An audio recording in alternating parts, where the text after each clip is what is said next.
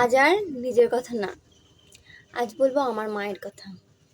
আমার মা যে ছিল আমার কাছে বন্ধু, আমার ভালো বন্ধু, ভালো ভালোবাসার মানুষ একটা, যার কাছে আমি কেমন ছিলাম। আমার মা আর আমার কাছে অনেক বড় মানে একটা, কারণ বন্ধু বান্ধব ভালো, ভালো ফ্রেন্ড, ভালো বন্ধু বান্ধব আমার একজনই আছে। কারণ তার কাছে আমি সব মনের কথা খুলে বলতাম, খারাপ কথা ভালো কথা। কেউ যদি আমাকে রাস্তাঘাটে কিছু বলতো, ছেলে হোক মেয়ে হোক, সে কিছু যদি বলতো, সেইটাও এসে আমি আমার মাকে বলতাম। আমার মা এমনভাবে আমার সাথে মিশেছে। আমার মায়ের একটা সন্তানের ছোট থেকে বড় হওয়াটা একটা মা বাবার অস্তিত্ব থাকে, মা বাবা দুজন মিলে। কিন্তু আমার কাছে আমার মায়ের অবলম্বনটা একটু বেশি বাবার থেকে। আমার মায়ের কাছে অনেকটা, মানে অনেকটা আমার কাছে বেশি আমার মাটা। তার জন্যই তো আবদার করে বলি, তুমি আমাকে ভালোবাসো না। এখনো পর্যন্ত আমি আমার মার কাছে ছোট্ট হয়ে যাচ্ছি। আমি তাতেই একটা কথা বলবো, আমার মায়ের পর হয়তো আমি কাউকে দিতে পারিনি, সেই জায়গাটা দিতে পারিনি। তারপর যখন বিয়ে হলো, বলে না হাজব্যান্ড হয় কাঁধ, মাথার ছাতা। মাথার ছাতা হয়েছে, গার্জেন হয়েছে, কিন্তু সেই কাঁধটা হতে পারিনি, সেই বন্ধুটা হতে পারিনি। যে বন্ধুটা আমার মা ছিল, যাকে আমি দু কথা বলে শান্তি পেতাম, সেটা হতে পারিনি আমার হাজব্যান্ড।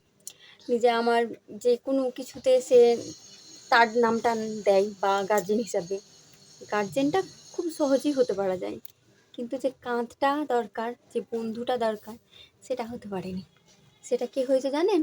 সেটা হয়েছে আমার মেয়ে। যে আমার সাথে, কি বলবো, একটা গাছের সাথে যেমন তার ছাল জড়িয়ে থাকে, সেরকম আমার মেয়ে আমার সাথে জড়িয়ে থাকে। তাকে তার একটাই, তাকে মানে কাউরির দরকার নেই, তার তার শুধু মা হলেই হবে। আমি যদি ওকে স্বপ্ন যদি ওকে জিজ্ঞেস করতাম, বাটা তুমি আমাকে ভালোবাসো তো, তাতেও উত্তর দিবে হুম। এটাই হচ্ছে আমার মেয়ে, আমার কাঁধ। আমি আমার মেয়েকে এরকম, আমার মা যেমনভাবে আমাকে তৈরি করেছিল নিজের বন্ধু হিসাবে, যে নিজের ভালো একটা হিসাবে, আমি আমার মাকে যেমন পেয়েছিলাম, সেরকম আমি আমার মেয়েকে পাই। মেয়ে যখন হয় তখন হয়তো আমি আমার স্বামীকে কাছে পাইনি, তখন আমি সেই মুহূর্তে, সেই টাইমটা যখন আমার দরকার ছিল কাউকে, তখন আমি কাউকে পাইনি, শুধু আমার মা দিদি ছাড়া। তখন কেউ ছিল না আমার পাশে।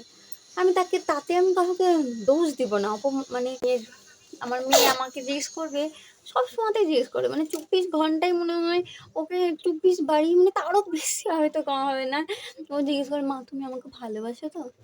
অন্য কাউকে জিজ্ঞেস করে না, কারণ অন্য কারোর ভালোবাসা দরকার, মানে থাকলেও চলবে না থাকলেও চলবে, কিন্তু মায়ের ভালোবাসাটা খুব দরকার।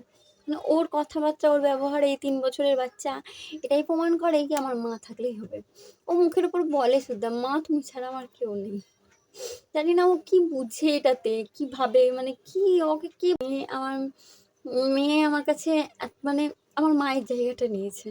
আমার মায়ের পর যদি কেউ হয়ে থাকে, তাহলে আমার মেয়ে। এটা I love you, Ma.